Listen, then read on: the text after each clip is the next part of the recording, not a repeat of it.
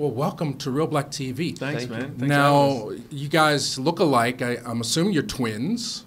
We are. We're fraternal twins. We do look identical, but we're not. Who's older? 5 minutes. And you are? I'm Josh. This is Jonathan, and we're the Baker Brothers. And you have a new movie called Kin. We do. If I'm hard on you, it's because the world is hard. You've seen that. And I just need you to stay out of trouble, okay? Oh my God.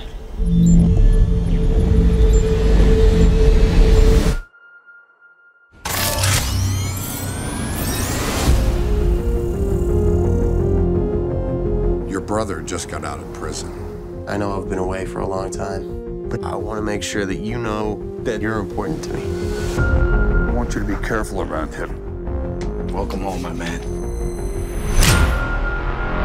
I know I owe you guys some money. I just wanted you to know I'm not dodging you. Oh.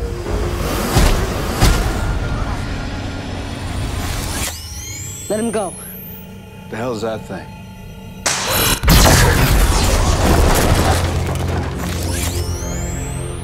I had a twin. I ate him.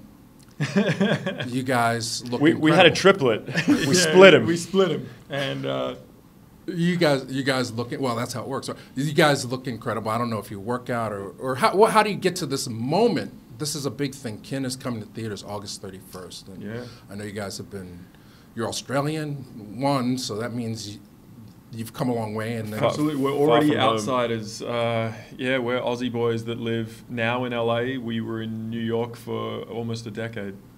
Making films? Yeah, making ads mostly, a little bit of music video. We've been in advertising generally for quite a while now, 15 years or so.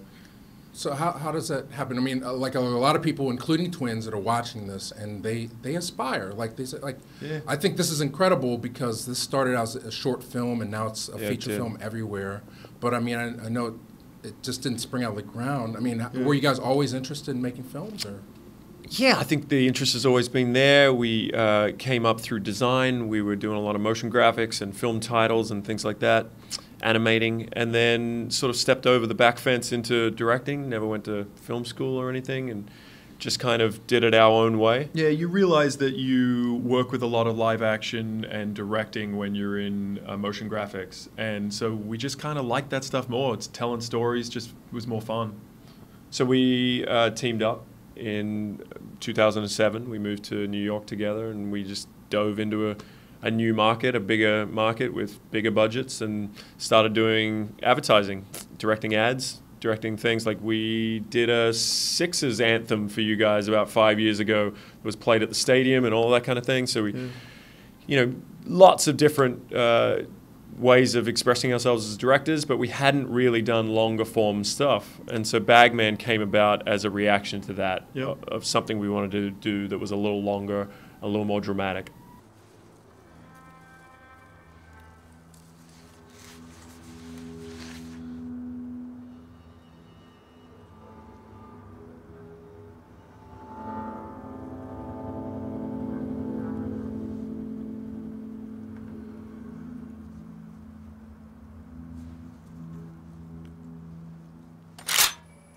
You got the money before it was even made. You know?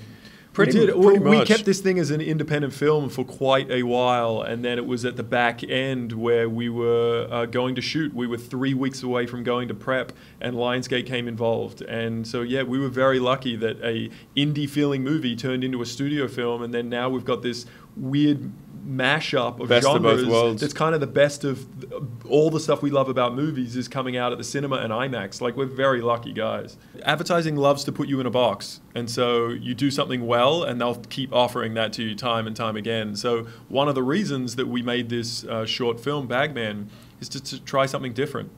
Right. And so, you know, when you go, and I urge people to either go to YouTube or go to the Bagman website. I mean, I think you should check the it out. presentation is incredible. But I mean, so watching the film, I'm like, how, you know, there are a lot of people, like I always tell people, you know, I went to film school, and people always would make a short film, and then they get a call in for a meeting, and then they didn't have any ideas. They just said, well, let's make a feature film with a short. Yeah, And a lot of times that doesn't work, but it works perfectly for you well, guys. it's funny you say that because the short film Bagman was made as its own film. It was a 15-minute film. It was never meant to be a movie. It was never meant to be a proof of concept or anything like that. Know this, I got enough to fill up that there bag up to the brim twice. You heard me? Yo, holla at me later, little homie. We were quite proud of it, and people were really responding to it.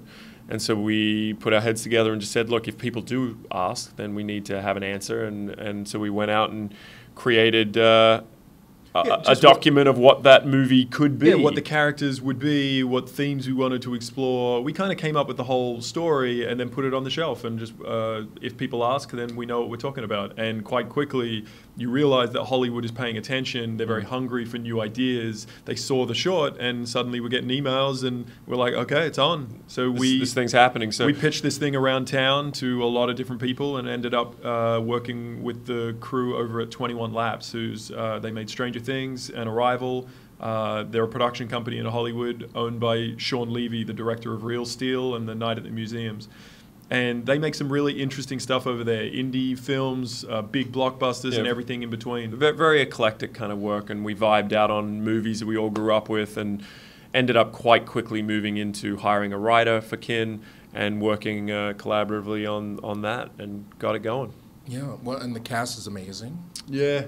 We're very lucky for first-time directors. I still don't know how we pulled together such a good cast. Yeah, you know how it works. You create a list of actors that you think could work for your movie, and Zoe Kravitz was an example of one that we had as our number one, and we went out to her and she said yes, and we were kind of shocked at that. Don't be shy now. You got this.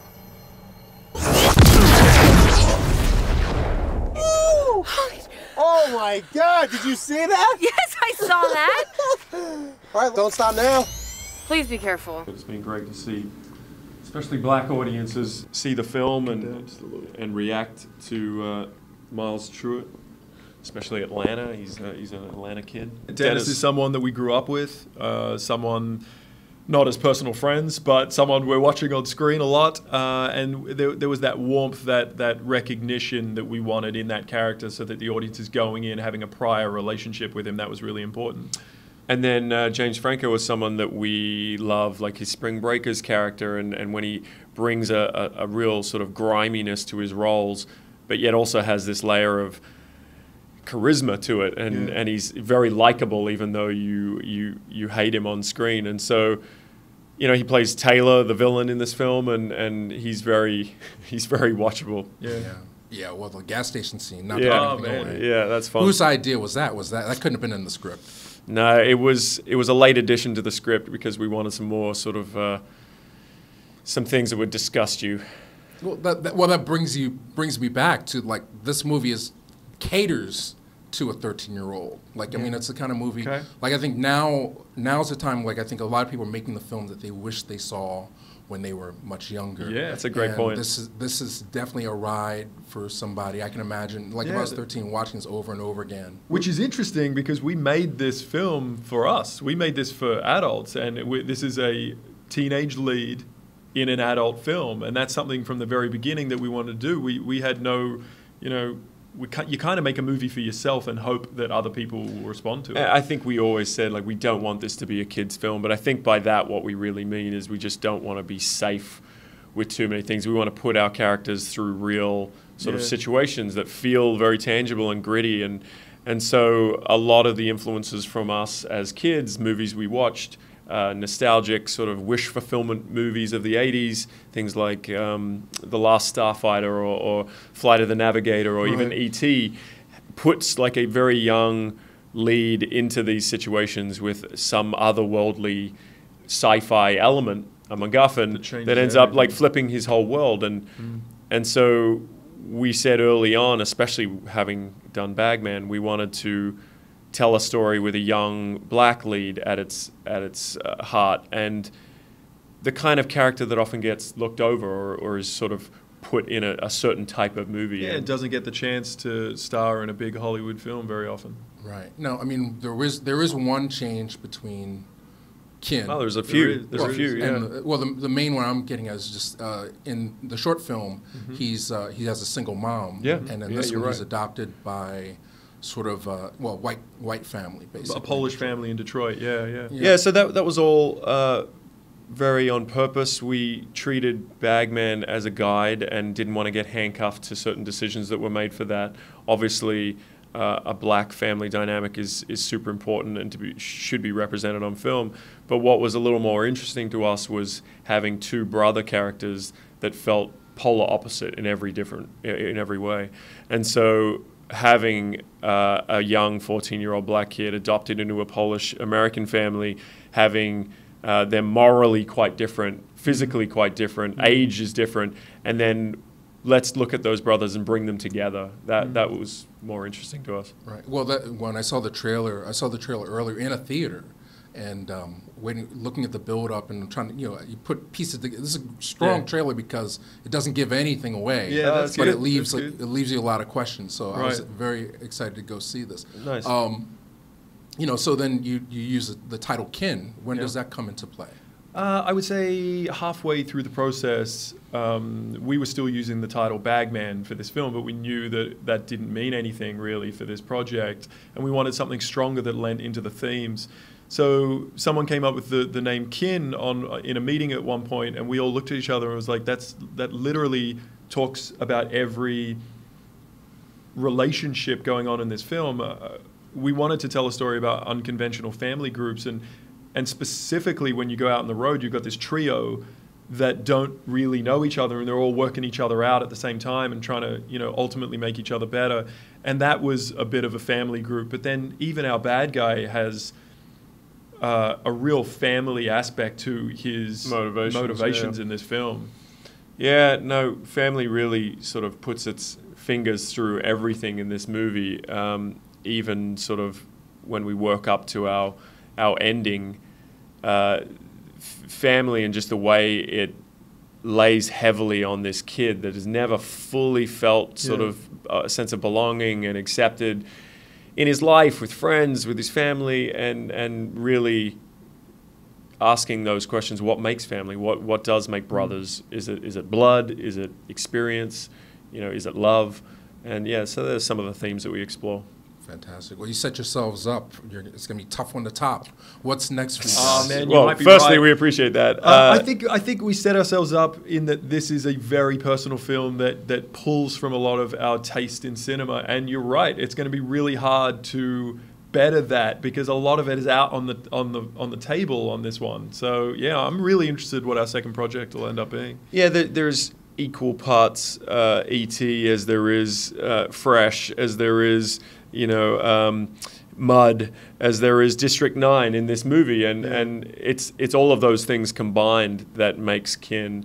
And I think we made it not only for ourselves, but we made it for people that are a little tired of how franchise blockbuster movies are kind of going these ways, that feel very white and expected, and secondly, sort of they're just overly done, redos of things that we've seen before. And so original storytelling was important to us. Yeah. You still make it sound easy. You seem so relaxed. I mean, but I know... This has been 3.5 years of our life, though, man. So in a way, we are relaxed at this point. This is the end. This is the very end. Yeah, now people get to see the movie, and it's been really awesome to take it around the country and see the different reactions from different audiences, especially young black audiences. Seeing themselves represented on screen, and it's been a real delight. Important. Yeah, it's been actually a lot more emotional than I would have thought, man. Being out on the road and really interacting with audiences, and it feels like you have a connection there, and people are connecting to this movie in a way. I'm just very confident that there is an audience out there that is going to love this. Are you tearing up right now? A little bit, just misty. It's more of a glaze. Get away from my brother.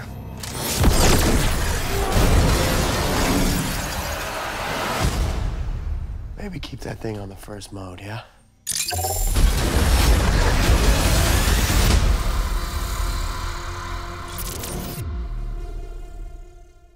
What's up, guys? I'm Jonathan. I'm Josh. We're the Baker Brothers. We're the directors of the movie Kin, and we're on Reelblack.